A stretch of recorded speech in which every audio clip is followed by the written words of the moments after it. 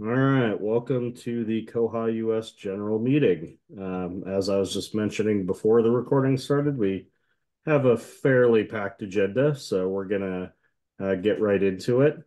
This first one, the 2025 president discussion, I'm gonna turn over to this year's vice president to kind of introduce it a little bit and talk about that. I will say that we talked about it at the board, and after that discussion, we decided we needed more input from members, other members of the community. So Andrew's going to set up what our situation is. Yeah.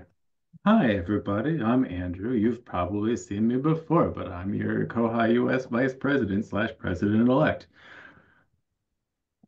Until recently, I was the Assistant Director at the Dubuque County Public Library in Asbury, Iowa. But as of last week, I work at Bywater Solutions as the Pipeline Coordinator working on developments and community stuff, which brings us here. Uh, Traditionally, koha-US officers have only been librarians, have not been employees of vendors. We've been in this situation a few times before where a either an incoming president or other like officer has taken a job with a vendor. I guess probably always Bywater. I can't think of other examples. And in every one of those instances, that person has stepped down from their position with koha-US. In taking this position, I thought that was a bylaws thing. So I went and I read through the koha-US bylaws. Where in an Airbud situation, there's no rule that says I can't be president while working for Bywater, but there's a strong custom, and that like custom is meaningful, and I see why it's there. So I presented this to the koha-US board as it won't hurt my feelings at all if you all, as the koha-US membership, feel like it's an issue for you to have an officer or president who works for a vendor rather than a library, and I would happily step back. On the other hand, koha-US is not inundated with people who want to be the president. And so I could also understand if you all, as the membership of koha-US, would rather I just stayed on and remained the president. I would understand if Bob would rather I stayed on and remained the president. Um, so yeah, there's a choice to be made here, and it's not my choice to make, it's your choice to make. But unfortunately, we don't have like a clear mechanism for that. We could devise one. That's kind of what brings us here. What do y'all think? If Bob had a more concrete structure for that conversation, I don't know what it is. No, there's that's about it. Because we don't we're kind of in uncharted waters. What I would say is if Andrew is stepping back, we would need to figure out how we're going to replace that position because that was an elected position. So that is something that would have to happen. So there is They just will open the link and it will tell them that just simply saying, it'll go to I'm going to whatever, meet. let's say it's a Fred, do you journal. mind muting It'll go yourself real to a quick? page saying you need to, and sorry, try to sign in. No problem. Um, anyway, so there, we have to figure out if that is the decision that people don't feel comfortable with that arrangement, then we would have to figure out what the next step is then. We'll talk a little bit about the election for the board next, so we could look at doing that, but yeah, and I think I want to get more input from everybody. We have Heather's, so thank you, Heather. But more input from other people. We got some input from the board and those non-board members that were also happened to be at that meeting last month. I'd like to reiterate that I think that the concept of not having officers who are employed by vendors is the way we should approach it, at least from a nomination and an election standpoint. However, in the situation that we are in now with Andrew, he was a librarian. He is a librarian. who who just changed jobs midstream. And I think for consistency in operations and planning and everything else, it would be in our advantage to our advantage to not get caught up in who works for whom at this stage of the game. Yes, I'm for it for nominations and elections, but midstream, anytime you change midstream, that's always difficult. And that's my 2 cents worth. What I'm going to do is I'm going to make the suggestion that, we've got one more meeting this year before Andrew becomes president. What I'm going to suggest is that maybe we should try within the first 2 or 3 months of the new year to have the board draft an amendment to the bylaws specifying some kind of conflict of interest bylaw, that spells out, what rules the officers have to follow when they're in a situation where there's a potential conflict of interest. One of the things that we have done in the past is we have paid Bywater Solutions for developments. So at what point do we say, the person that works for Bywater doesn't get to be involved in making that kind of decision?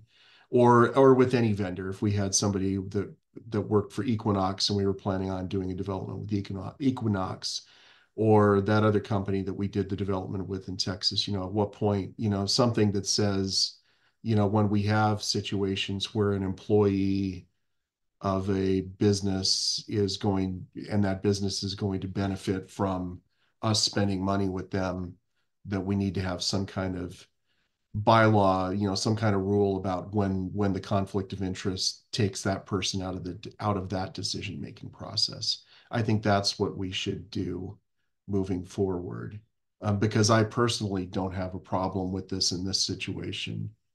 So. Yeah, I think that's really good feedback, George. One of the things that will happen is the vice president, it becomes the development chair. So, Yeah, but codifying that, I agree with. So in this particular circumstance, it's not something we would have to pull Andrew off that assignment, because that will happen naturally. But it does make sense to make that very clear. Okay, I'm seeing generally positive for Andrew remaining as president. Does anybody want to share a concern? I would just share the concern already voiced that if Andrew does not continue, I will be the only remaining continuing board member. And yeah, that kind of scares me.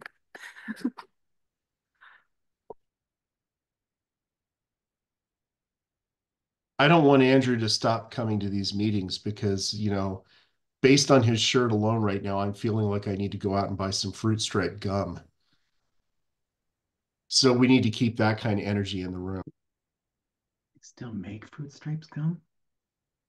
I haven't seen Fruit Stripes gum in a long time. I don't know, but I'm going to look today when I go to lunch and I have to go to the grocery store. So enjoy the 2 seconds of flavor.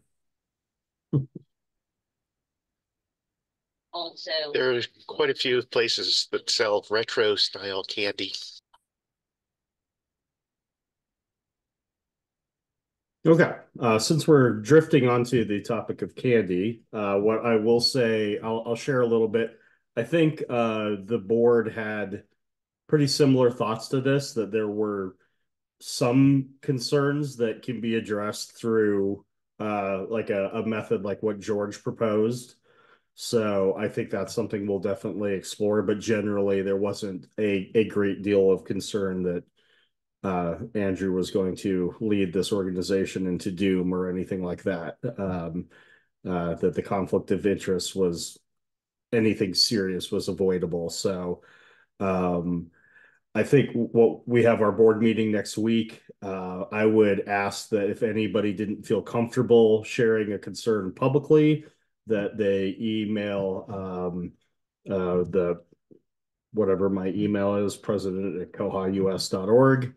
And then we can talk about this as a board next week, and then uh, absent any strong vocal objections, go with what we've done, which is elect somebody who is eligible to serve as president, and then address the concerns we need to address.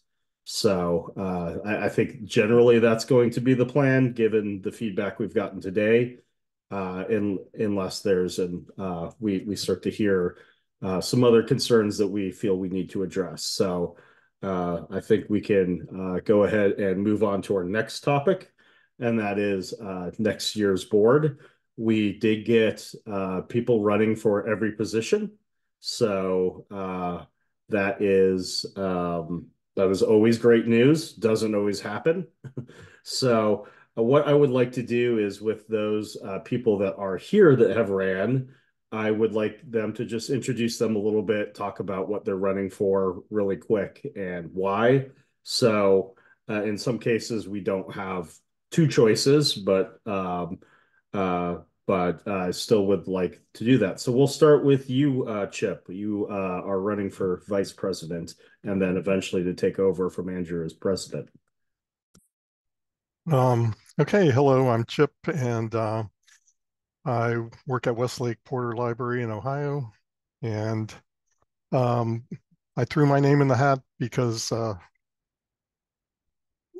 need was there, and I've been looking for a way to contribute to the organization, and and that's about it. I wrote a little bio that's on the page there, and I have some experience in technology committees, most recently Ohio Library Council, and yeah, just want to help. And I know I've got a lot to learn. I've only been in Koha for about a year, and that's about it. All right, sounds good. I just put a link into the chat that's on the koha-US org page that shows what Chip just referenced, that little bio and statement. So thanks, Chip. Up next, treasurer. We'll start with you, Wally. Hi, I'm Wally Deschamps at Prosper Community Library. I'm the Technical Services Coordinator. We're in Texas. We onboarded with Koha in 2019, and then COVID hit. My first conference was actually in McKinney when they were here, and have been to each one since, presented at two. Both I have major interests in development, but I'm also learning an awful lot and have learned a lot every single year. The benefit of being a member of koha-US is immeasurable, in my opinion. And however, I think in the bio, I mentioned that I'm kind of a spreadsheet not pedophile, that's the wrong word, but a spreadsheetophile.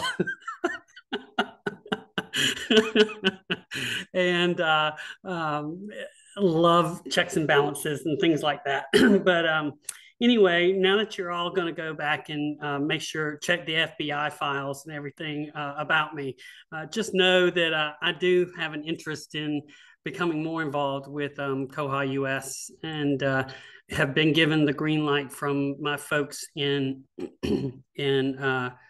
Prosper here to become more involved. And I'm interested in helping out if I can possibly help out. I talked with Georgette just a little bit about the position, feel like I have a good grasp, and have talked with John, or certainly have asked him about some things dealing with the job and how this position and his position work together, especially since he became the financial manager, I think, when we accepted that official position.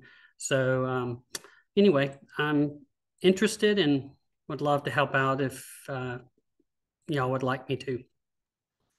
All right, thanks, Wally. Rhonda Kuiper is our other applicant for the position of treasurer.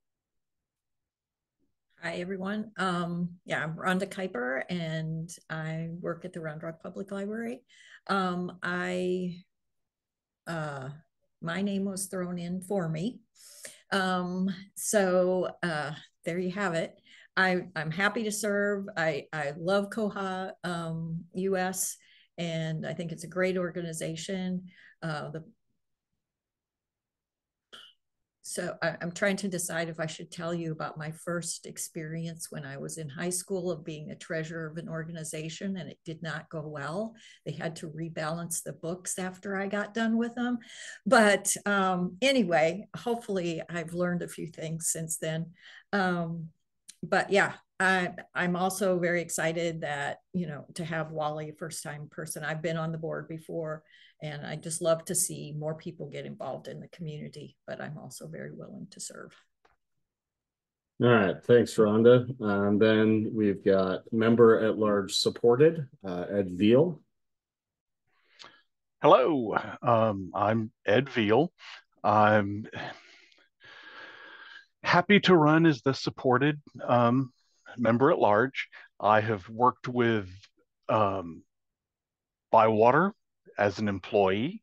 I have worked with Bywater as a customer at least one library, and I'm now have the unique opportunity to be opening up a library in a town that's never had a library. And we're going to be with Bywater and Koha as well. So there's a lot of opportunity there for me, and I think, at large is a good, I think I can bring a lot to it. That's that. Thanks, Ed. I was just noting the Texas contingent is strong for this cycle. And then member at large unsupported is typically not something we have up for election at the same time, but our unsupported member did drop out. So this will be a 1-year term. And Fred has agreed to put his hat in the ring. Okay, yeah, my boss is also on a Zoom call, so. Yeah, Fred King, I've been member at large before. My reason for running is, well, someone had to do it. But I've also gotten apparently fairly popular with the unsupported crowd. People in Canada and I think it was Romania, Germany asked me for help. I tried my best. Just set up a library in Thailand. Yeah. These are all small libraries. And I think unsupported libraries need to have a voice. And I have never worked for Bywater. The Special Libraries Association conference, I did spend a lot of time at their table chatting. Wonderful, thanks. We will be putting this to a vote very soon. We'll get that organized. That will be going out this month. So look for that. We also will be voting on our next topic that I'm going to come to, and that is proposals for the koha-US Conference 2025. We got 3, which is pretty amazing. So we had proposals from Parma, Ohio, which is in the Cleveland area, Providence, Rhode Island, and Fargo, North Dakota. I think that Chip and Christy would be the ones that could address the Ohio, but I don't think we have anybody currently here from the other libraries that submitted. But we will be detailing more of their proposal. I did put on the agenda the different dates that each site proposed. So I don't know, Christy or Chip, if you have anything you wanted to say about your proposal since you are here. I would just say that in Ohio, we're just right outside Cleveland. We're very excited to have the chance to host if selected.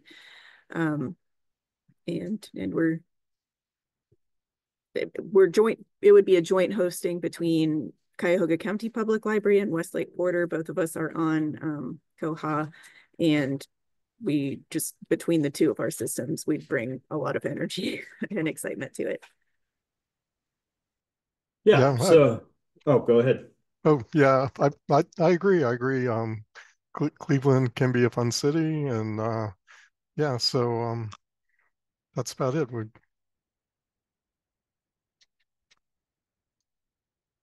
All I'll add is that my father was from the Cleveland area, so but I've only been there once.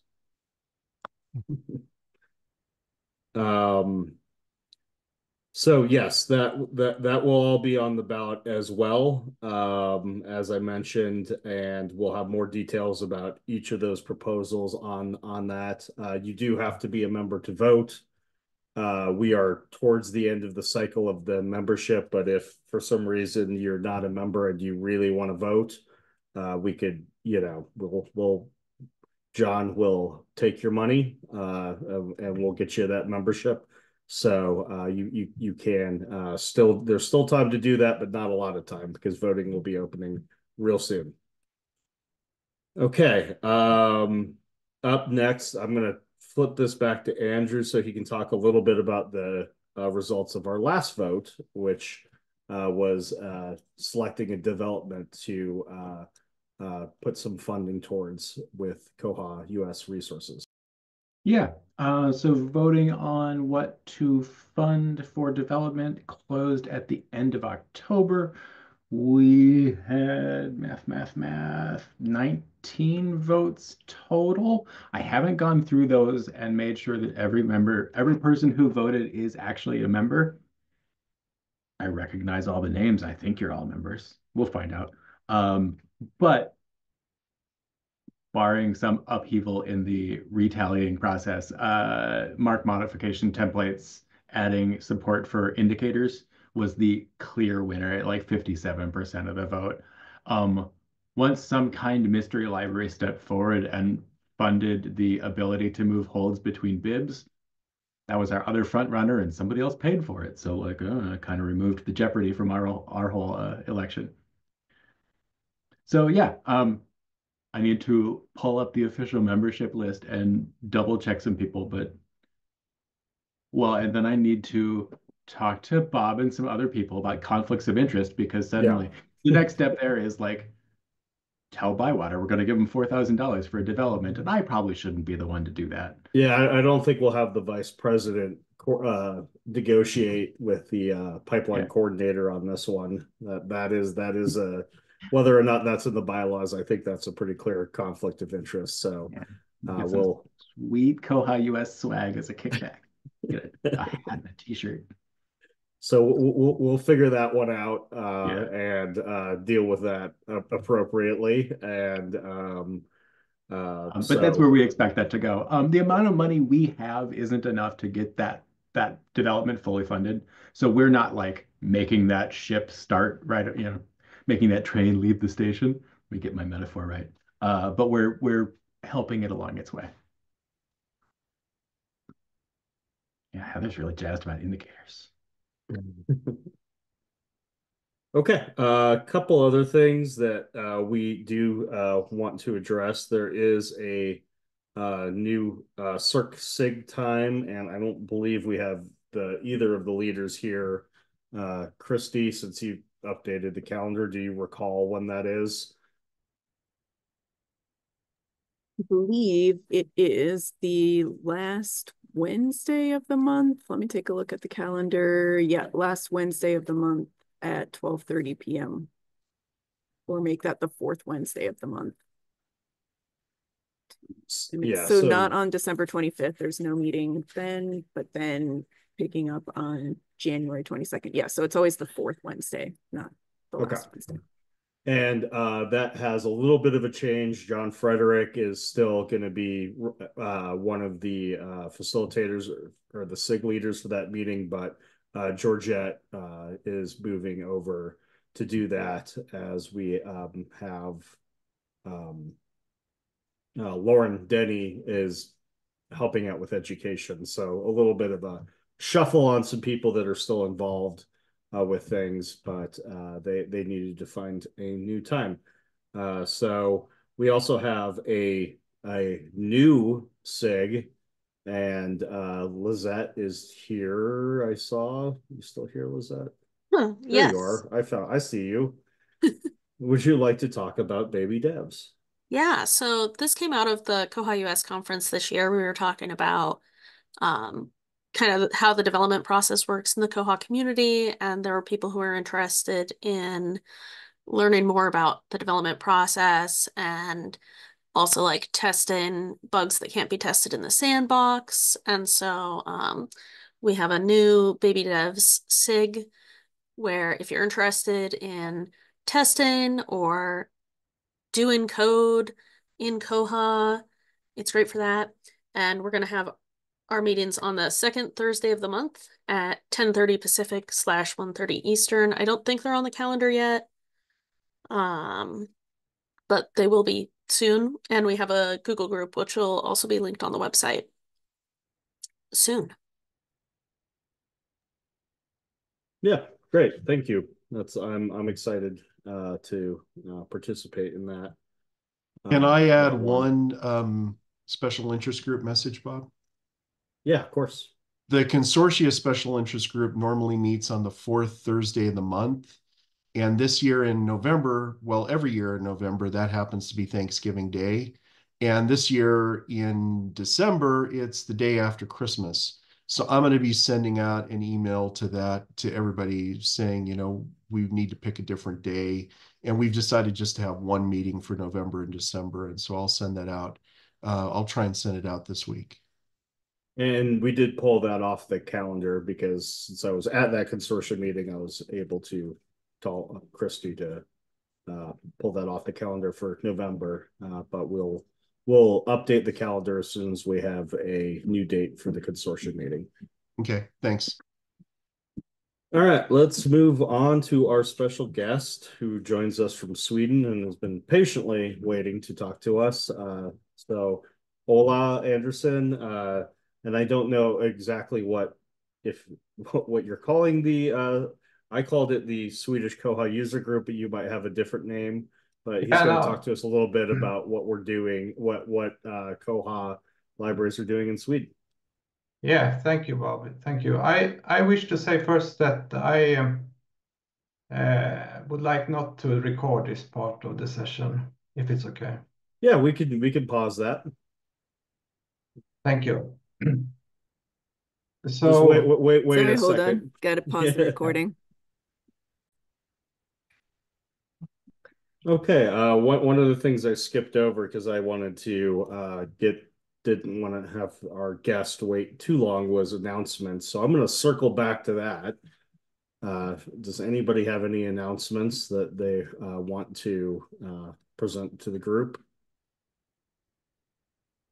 I just wanted to say I'm part of the Koha Foundation steering group, and I talked about that at the last meeting. We just had our first meeting. There was a document that went around by email about what this steering committee is doing, and we're trying to develop a Koha Foundation that's part of, I don't know what it'll be called yet. There's been talk about just Koha Foundation and Koha Charitable Foundation, but a way of organizing a 501(c) for the Koha project. And Andrew from PTFS Europe you should have all on the Koha mailing list gotten a copy of a document that he sent out saying what the foundation steering committee is doing. And I just wanted to say if anybody has any questions about that, if there's any concerns you have, just to let me know, George at nekls.org, nekls.org, and I can try and answer those questions for you. I think those meetings are probably early on, so there's a lot to be done, and you'll have more updates. Is that a fair there's characterization? Mostly what this steering committee is trying to do is create the SMLC that would be part of the Open Library Foundation. And in order to do that, we need 3 officers, a director, a treasurer, and a secretary. And then once we get that created and pay some money, which you guys, it's not coming out of your pockets yet. So don't worry about that. Bywater and PTFS Europe and the other vendors are working on the financing of that. But once it's created, there would just be a Koha foundation, an organizing group that could actually collect money on behalf of the Koha project. And it would be a way of organizing the finances of the project and kind of creating a structure for the project that Koha's never had before. So if you have any questions about that, let me know. If I can't answer them, I can make sure to ask the questions at the foundation steering committee meetings. Thanks, George. Any other announcements? All right, we got about 10 minutes to talk about bugs, issues, things of that nature. I know with a fairly recent upgrade that most of you have, there may be something that worth discussing. I've got one. I noticed it. This may be. I'm thinking this is a new bug, but with the 2405 upgrade, when you sort branches in the holdings table on a bib, they sort by the branch or the library code instead of the library description. So if your branch code goes out of alphabetical order from the names of the branches, they will not sort as intended. Let me see if I can find the bug report for that.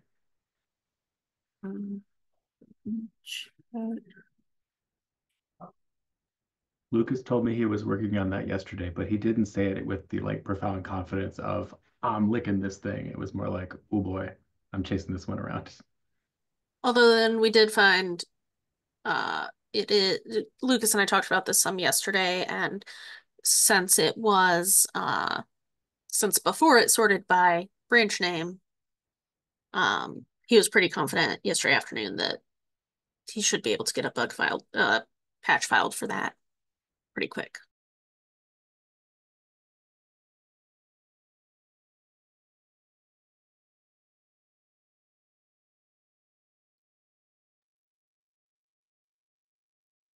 Tomorrow there will be a video about which words you can't use in SQL reports in Koha. That's been an issue for some people. If you do a select asterisk from borrowers, that fails now. And Christopher and I did a video about how to what the reason for that is and how to work around it. So he is not here today, and he's asked me to send out a reminder email. So having this meeting today is reminding me that I need to send a reminder email. Yeah, it sounded for a second like that George Carlin bit from a while ago. Things you can't say on I TV. referenced that because I have that. No I have those 7 words memorized. I've had them memorized since I was since I was 9. No, I gotta go. I made a stupid picture of George Carlin with the bad SQL words pasted onto it.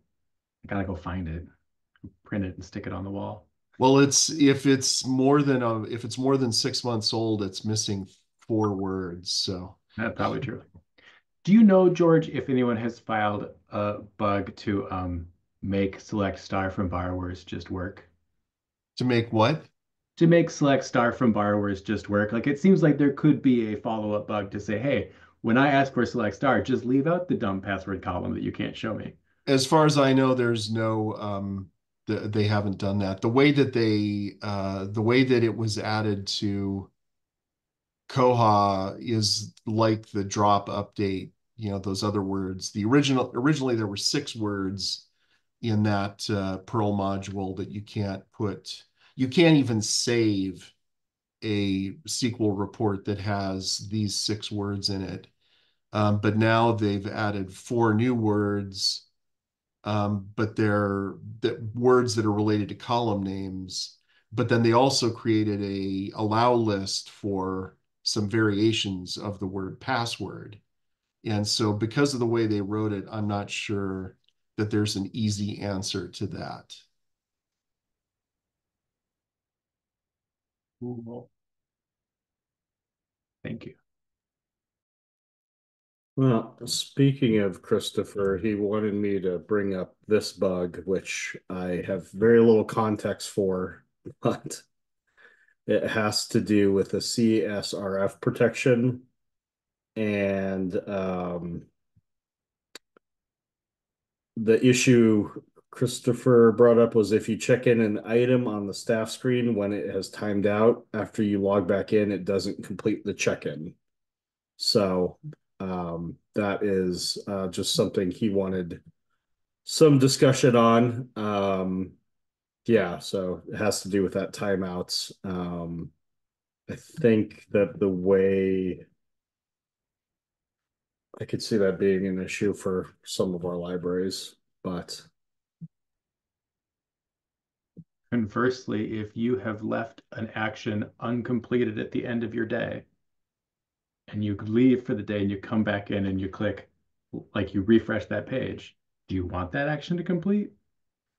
Like, I feel like if Koha times out on me, I want to think about what I was doing before I left the computer, leaving it in a state that's going to time out.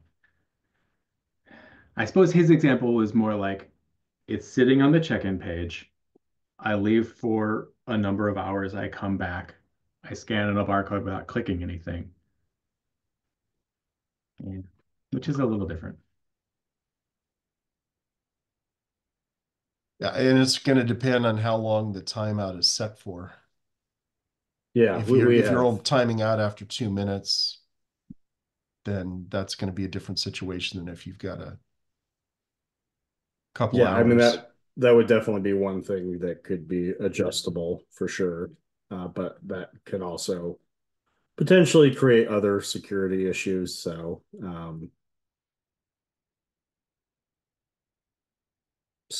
he just wants people to think about that. I can't really fully represent his position, but he just says he did let me know it was impacting their staff and workflows. Lucas filed 2 bugs related to that issue that he reported. I popped those in the chat. Thank you.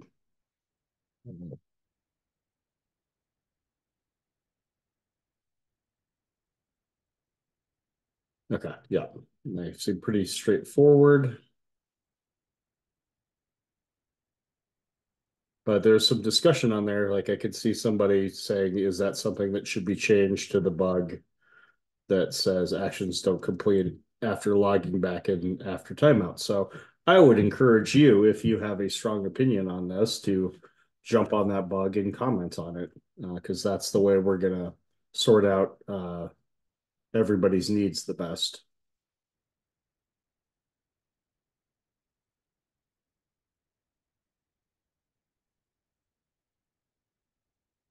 All right. Does anybody else have any bugs or other things they wanted to discuss?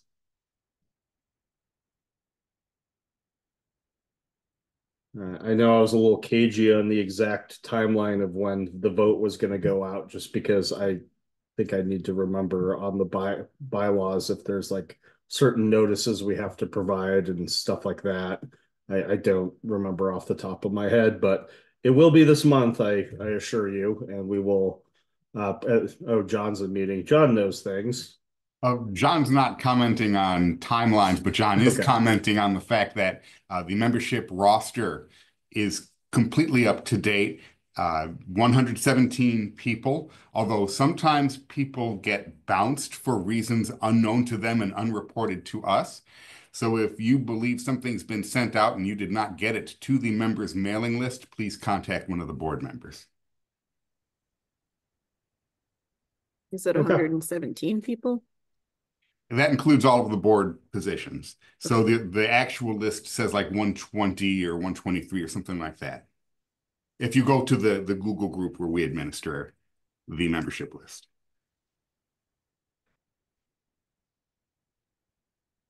All right, excellent. Let's close it out there. We've got our next meeting in December is, as always, first Wednesday of the month. That'll be December 4th. I believe we are going to have Tomas from Teke Solutions talk a little bit about the development he's doing out of Argentina and his company. And they contract a lot with Bywater as well. So some of you may be familiar with him through his work through Bywater. So that'll be interesting. And we'll hopefully see you all then. Have a great day.